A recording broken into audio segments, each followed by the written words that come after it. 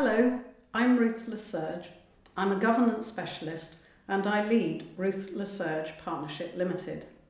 I'm also a senior visiting fellow at the Centre for Charity Effectiveness, and this film is about the role of the chair in governance leadership.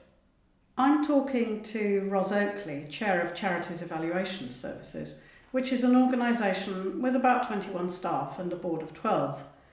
I started by asking her what she regards as the chair's key tasks in helping the board achieve good governance. I think for me the first task is making sure that we on the board all have a shared view of what our role is. So we know the difference between governing and managing, we know what we're trying to achieve.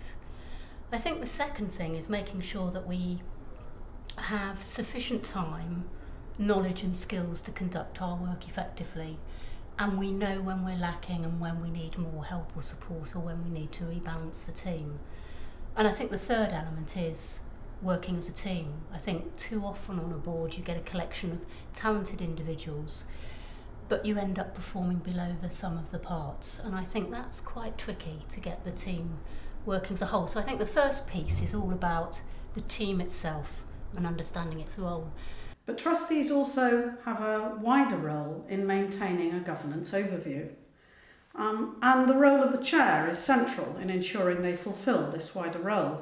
So I asked Ros both to unpack the need for and to talk about the process for sustaining a governance overview.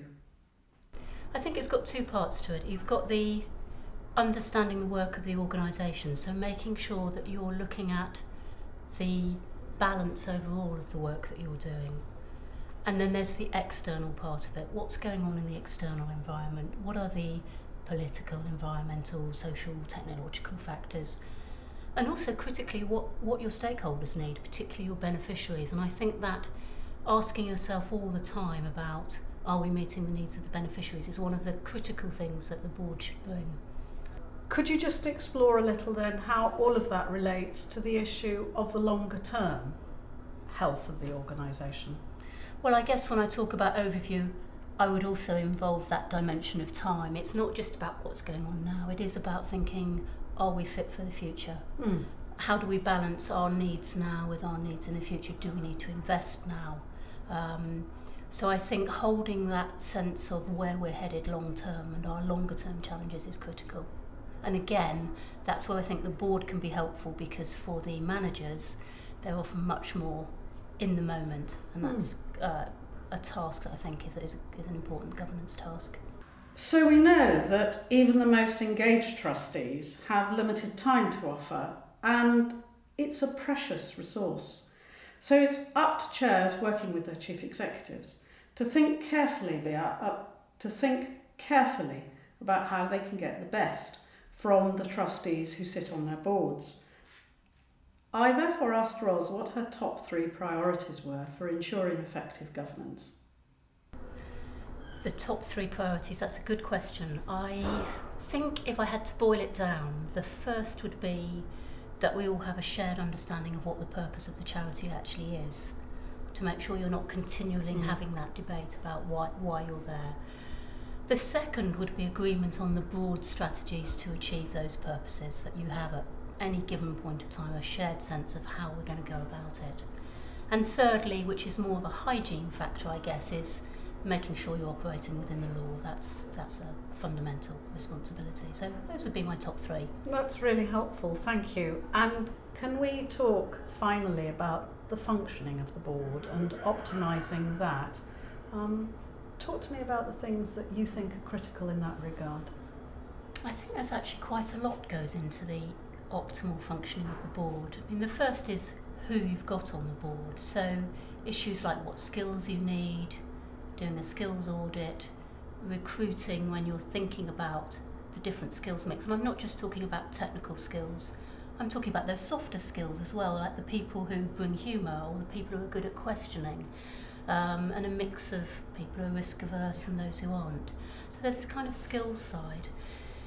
Then there's the whole question of what you do outside board meetings. How do you communicate? How do you build a sense of trust between trustees? Which is sometimes about the softer things. Ros and I then went on to talk about how to get the best and how to run the most productive meetings. I think it's quite a challenge to get meetings to work well. There's a lot that goes into it. I mean, obviously there's the planning of the agenda, thinking through what the purpose of the different agenda points is, and getting the information right. There's that balance between giving people too much information and giving them enough information to make the right decisions. And then there's providing enough space for people to talk and not always having the same format in meetings, but doing things like brainstorms and away days. Recently at our board we've introduced trustee-only sessions for at least half an hour in advance of each meeting. And we found that works really well because it allows the trustees to come up to speed with the organisation, re-engage, and for us to share any things that are kind of on our minds. So we found that very, very helpful. I hope this film about governance leadership has stimulated you to think about and to explore how you might add value to your organisation through the role of the board. If you think we might be able to help you, bring us or contact us and let's explore it together. There may be organisational reviews or governance work or board development work that will help you to maximise the effectiveness of your trustees and your board.